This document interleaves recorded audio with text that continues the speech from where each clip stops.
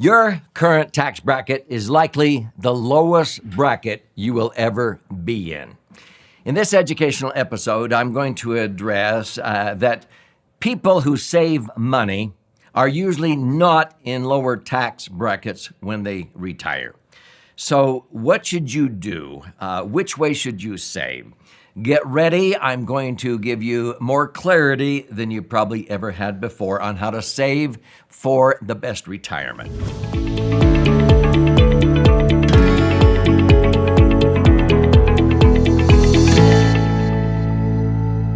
So I'm Doug Andrew. I've been a financial strategist and a retirement planning specialist now for nearly 5 decades, helping people optimize assets, minimize taxes, and empower what I call their authentic wealth. But most people have come to me through what I call the financial dimension, primarily to learn some of the best ways to retire, not outlive their money. And unfortunately, a lot of people in America save into traditional accounts like tax-deferred IRAs and 401ks. So I usually like to use this metaphor. If you were a farmer and you had the choice of buying your seed in the springtime without paying tax on what you paid for the price of the seed, you can buy your seed that you're going to plant and not have to pay tax. So you plant that seed, you work hard, you irrigate, you cultivate, and finally in the fall, I'm talking about the fall of life, you harvest your crops. And now you agree to pay tax on your harvest, what you sell your harvest for. Now, if you are not connecting the dots, I'm talking about a traditional IRA or 401k, 403b, 457, any kind of a qualified plan where you're putting in pre-tax dollars or tax-deductible contributions to IRAs and 401ks, getting a tax break on the seed money, and then later on in retirement, you now agree to pay tax on what you sell your harvest for. Well, why is it that 91% of Americans, I think, are duped into that?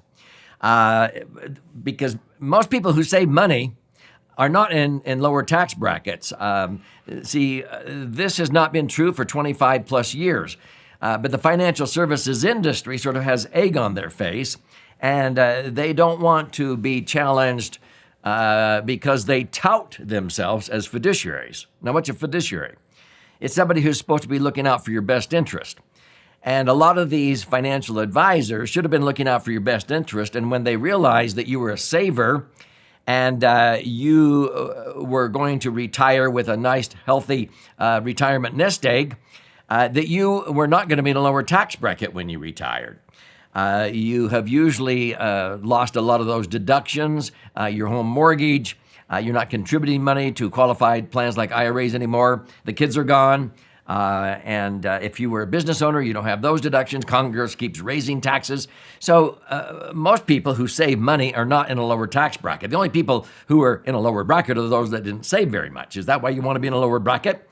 And so I usually say, what if you had the choice of just paying tax on the price of the seed when you bought it in the spring of life, and it accumulates tax deferred and tax free, so that during the harvest, you get to sell your harvest without paying tax on what you sell your harvest for, the back end when you take distributions out of your retirement savings.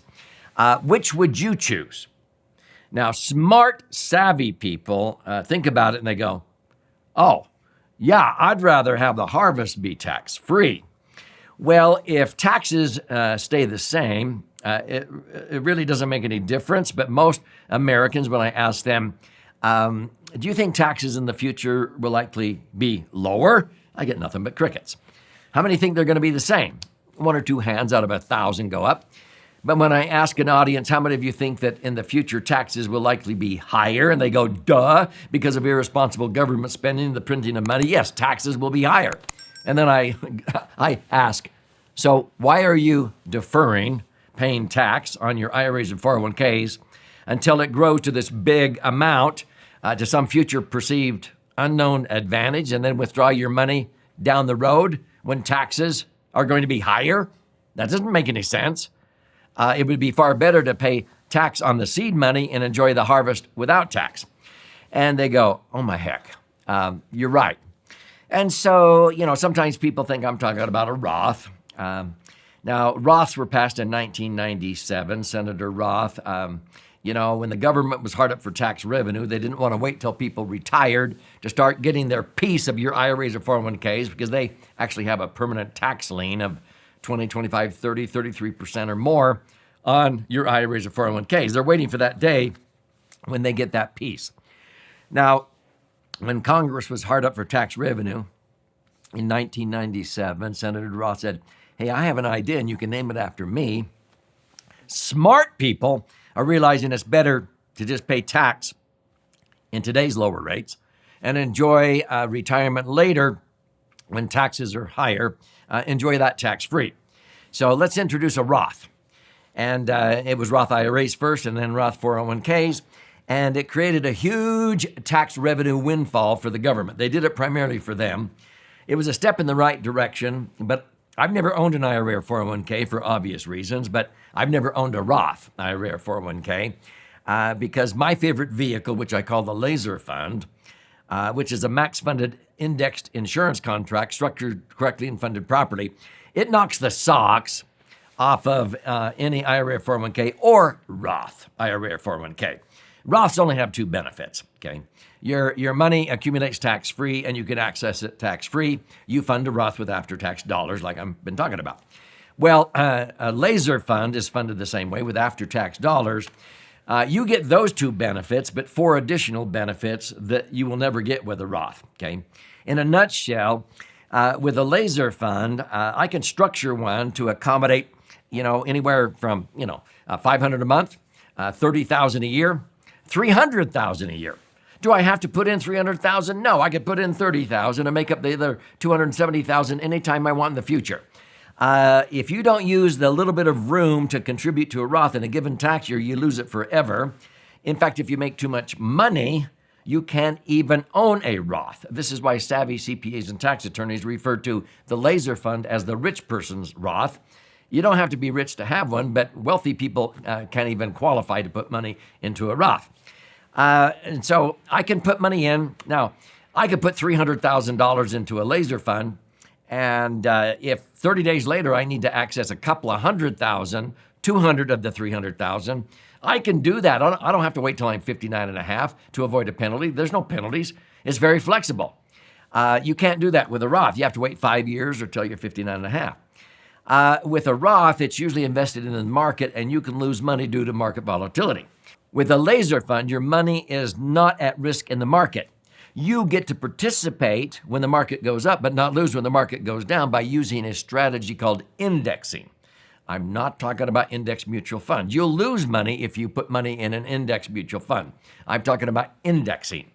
The last benefit of a laser fund is that when you ultimately die, anything that is left in the account blossoms, increases in value, and transfers tax-free.